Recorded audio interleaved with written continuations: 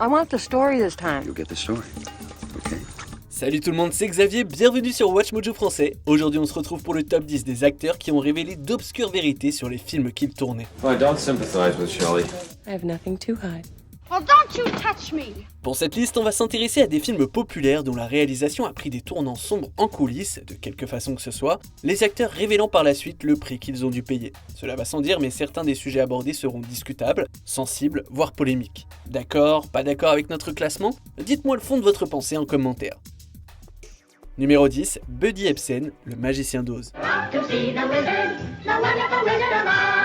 Bien que Frank Buddy Ebsen ait fini par avoir son heure de gloire grâce à la sitcom The Beverly Hillbillies et la série d'enquête Barnaby Jones, il aurait pu devenir un grand nom de l'industrie 30 ans plus tôt, mais il est passé à côté, 2 fois. Of course, people do go both ways.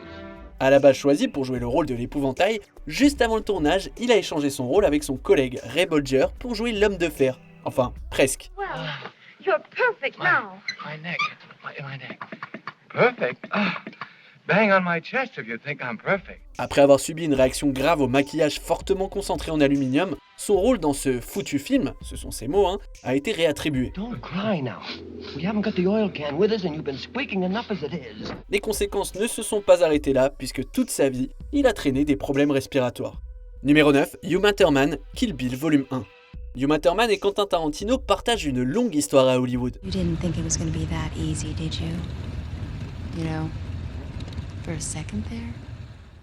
Yeah, I kinda did. Concernant le tournage de Kill Bill, il y a un moment que les deux préfèrent sans doute oublier. Vers la fin de la production du volume 1, Tarantino voulait une scène de conduite et a insisté pour que Uma la fasse elle-même. L'actrice ne se sentait pas hyper à l'aise à l'idée de le faire et a donc demandé une doublure cascade, mais a fini par passer derrière le volant. Elle a eu un accident avec une belle blessure à la clé.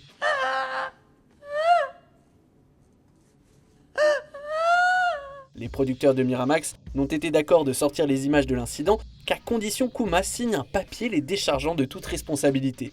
Ce n'est que plusieurs années plus tard que les images sont sorties. Depuis, le réalisateur et l'actrice se sont réconciliés, mais pendant un bail, leur relation a souffert de cette sale histoire. Numéro 8, George Clooney, Les Rois du désert. I want the story this time. You'll get the story. Okay. Le réalisateur David O. Russell est très talentueux, mais apparemment un peu lunatique, selon des gens qui ont collaboré avec lui. Il y a des images qui ont fuité de lui en train d'incendier l'actrice Lily Tomlin sur le tournage de J'adore Huckabees, et des plaintes pour un comportement similaire envers Amy Adams sur le plateau d'American Bluff auraient poussé l'acteur Christian Bale à intervenir. Mais c'est un autre Batman qui a le plus pris la foudre de la part d'O. Russell quand George Clooney et lui en sont venus aux mains sur le tournage du film Les Rois du désert à cause de la façon dont le réalisateur avait traité un figurant. What's happening? Accident, stay cool. Les allégations sur qui a mis le premier coup pointent vers les deux camps. Dites ce que vous voulez sur sa version du justicier masqué, mais Clooney n'est pas une chiffre molle. Il a même promis de lui faire manger son poing s'il le recroise un jour. Let's get out of here. Numéro 7, Léa Seydoux et Adèle Exarchopoulos, La vie d'Adèle. Lauréat de la Palme d'Or à Cannes, La vie d'Adèle est un drame explicite du réalisateur franco-tunisien Abdelatif Kechiche. Les deux stars du film, Léa Seydoux et Adèle Exarchopoulos, ont raconté des histoires sur la façon que le réalisateur a eu de leur demander de durcir leurs interactions physiques, et il aurait bien pris son temps à filmer les scènes d'intimité entre les deux, demandant même plusieurs prises, même si ce n'était pas forcément nécessaire. Tu dégages de cette baraque! Je ne veux plus jamais te voir! Kechiche, de son côté, s'est exprimé en affirmant qu'il aurait préféré que le film ne sorte pas, car les lourdes critiques qui l'ont entouré auraient souillé sa réputation. À l'époque, les deux actrices ont assuré qu'elles ne retravailleraient plus jamais avec lui. Numéro 6, Sharon Stone, Basic Instinct. I'd have to be pretty stupid to write a book about killing and then kill somebody the way I described it in my book. I'd be announcing myself as the killer. La scène d'interrogatoire du film, et on va pas se mentir, son croisement de jambes, a été répliquée, parodiée et rejouée pléthore de fois, sous tellement de formes et dans tellement de médias. It's illegal to smoke in this building, Mr. Miller. What are you gonna do? Arrest me for smoking? Pourtant, ce moment en particulier, où le personnage révèle une partie de son intimité, est devenu l'objet d'un grand conflit entre l'actrice Sharon Stone, qui affirme qu'on lui avait assuré que le public ne pourrait rien voir de ses parties privées, et le réalisateur Paul Verhoeven qui a filmé. Lors du tournage, le réalisateur lui a demandé de retirer ses sous-vêtements pour ne pas, je cite, qu'il reflète la lumière, ce qui aurait rendu évident qu'elle en portait. C'est lors de la projection en avant-première du film que Stone a réalisé ce qui était vraiment visible à l'écran, alors elle s'est précipitée dans la cabine de projection et s'en est pris à Verhoeven. À ce jour, les deux parties prétendent que l'autre savait exactement de quoi il en retournait. Numéro 5, Debbie Reynolds, Chantons sous la pluie. Cette comédie musicale adorée est un film tellement emblématique que la simple mention de celui-ci apporte sourire et réconfort.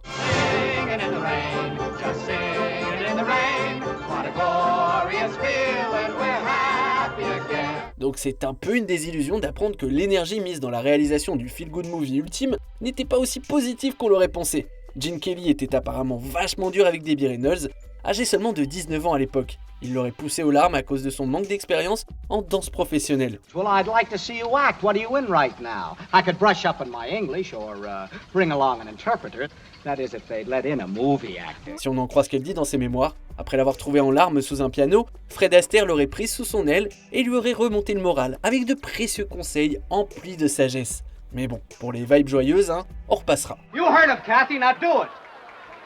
I'll do it, Don. I'll do it, but I never want to see you again, on or off the screen. Numéro 4, Shelley Duvall, Shining. Si la majorité des louanges sont faites à l'égard de Jack Nicholson pour sa performance dans cette adaptation d'une œuvre de Stephen King, sa collègue à l'écran, Shelley Duvall, n'a pas croulé sous les compliments. Here's Johnny. D'ailleurs, l'actrice a même été nominée pour un Golden Raspberry Award, une récompense parodique en l'honneur de sa performance. Le niveau de stress qu'a enduré Duvall est apparu à la lumière d'un documentaire fait sur le vif pendant la production de Shining et réalisé par la fille de Stanley Kubrick. Elle a perdu ses cheveux, elle s'est évanouie de fatigue et il y avait de nombreuses embrouilles entre acteurs et réalisateurs sur le plateau. Oh, come on. What do you mean roll video? We're killing ourselves out here and you're going to be ready. I am too. I'm standing So we right play by mood the music? door. Kubrick, connu pour ne pas prendre de détour avec ses acteurs, a poussé Duvall jusqu'à ses derniers retranchements. For that, volley of ideas and sometimes butting of heads together, it wouldn't have come out as good as it did. Numéro 3, Tippi Hedren, Les Oiseaux. En 1962, Nathalie Kay Tippi Hedren était une mannequin sur le point de faire son entrée dans le cinéma de la meilleure des façons.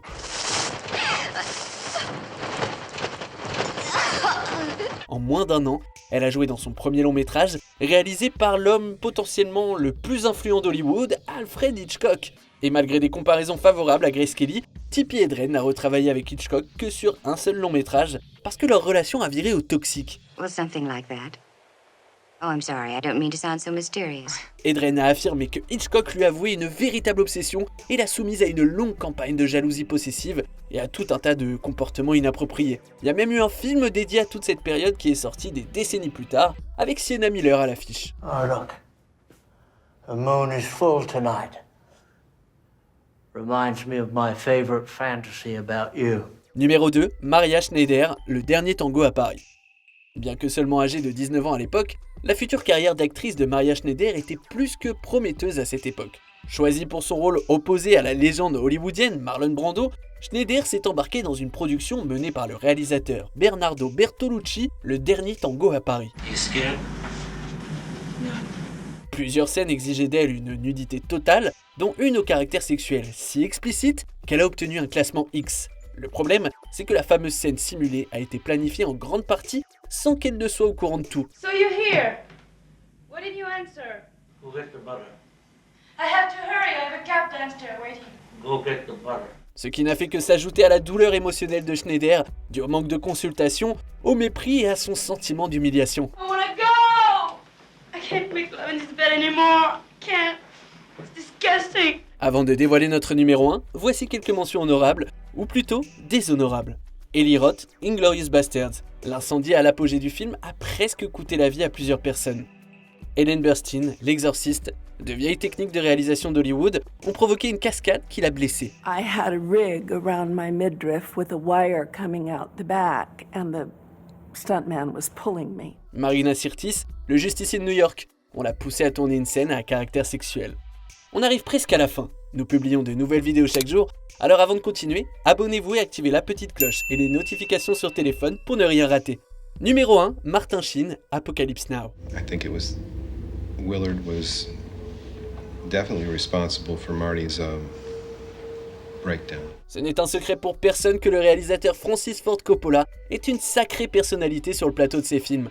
Mais la production de Apocalypse Now était si éreintante que ça a contribué à l'attaque cardiaque de Martin Sheen, 36 ans seulement à l'époque. Craignant que les fonds du film, qui avait déjà un an de retard au programme, ne s'épuise totalement, Shin a menti à tout le monde et a dit qu'il avait souffert d'un coup de chaud. I really had a very close call and I realized it's nothing that I can put into words. Plus tôt dans la production, Shin se serait a priori fortement alcoolisé pour incarner la descente dans la folie de son personnage. Le résultat, c'est qu'il s'est salement ouvert la main après avoir mis une énorme golden à un miroir. That opening sequence was shot on my 36th birthday, August 3rd. And I was so drunk I couldn't stand up. Une prise on ne peut plus dramatique qui a été conservée pour le produit final, Shin insistant que Coppola laisse les caméras tourner. Que pensez-vous de notre sélection? Dites-le moi dans les commentaires et checkez cette autre super vidéo de WatchMojo français.